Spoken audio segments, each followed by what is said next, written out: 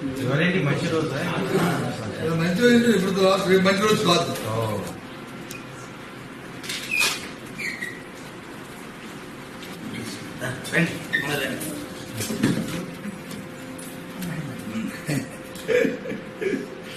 Okay, thank you sir. చూసుకుంటాం.